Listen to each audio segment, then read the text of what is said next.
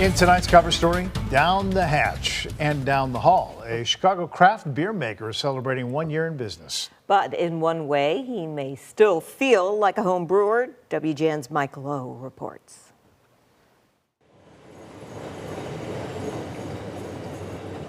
So Howard Street is very unique.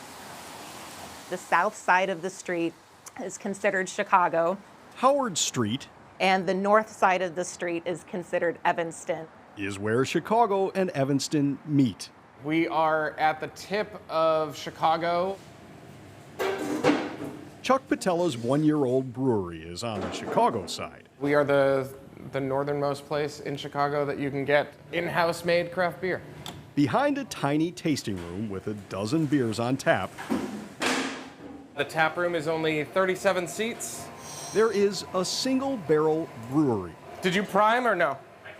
All right, great. where Patella adds malt, We're gonna have this fill up with water. Then we're gonna, once it's got a good base on it, we'll wind up dumping our grains in. You always do grain to water, never water to grain. adds hops, and stirs the mixture in a kettle.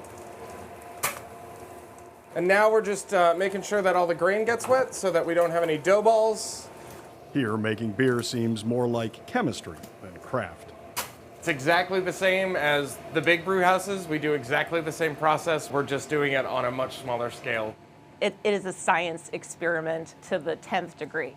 They check the density of the cells and the gravity of the grains. You know, there's a lot to it. There's a lot to learn. You got to learn the chemistry of the water, and you got to learn the grain to water ratios, and then your hop additions are something really important. Understanding the yeast profile and the flavors that you're going to get from your yeast.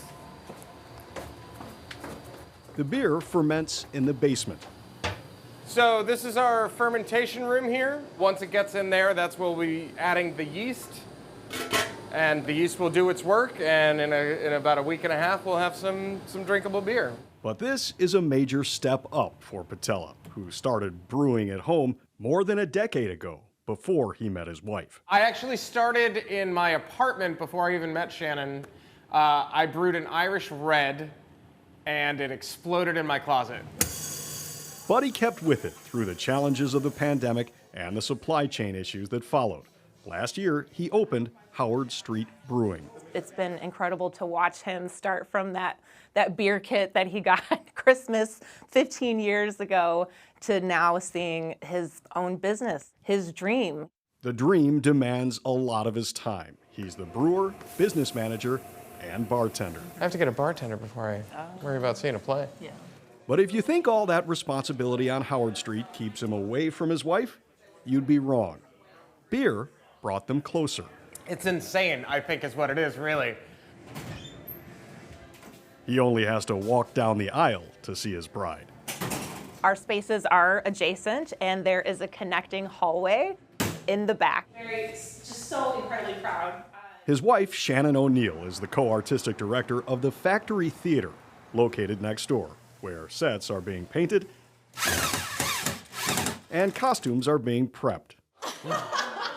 I'm sail away lime goza, which is sort of like a beer margarita.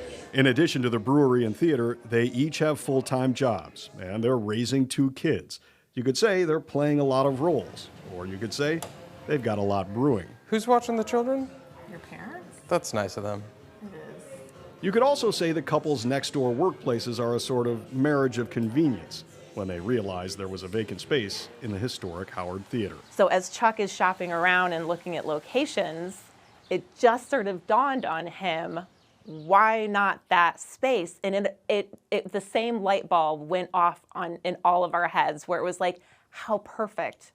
The brewery is right next to the theater. Theater goers now grab a drink before the show and a nightcap after. Guys, get ready, and venture is open! This next week is gonna suck with finals and then the real world. What do you mean, real world? Are you really?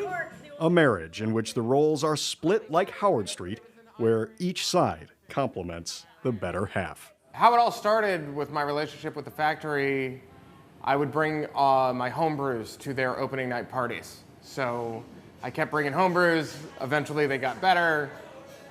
kegs would leave empty, and I was like, you know, maybe there's a need up here for a beer supply next to the theater, and it's been an awesome symbiotic relationship ever since. In Rogers Park, Mike Lowe, WGN News.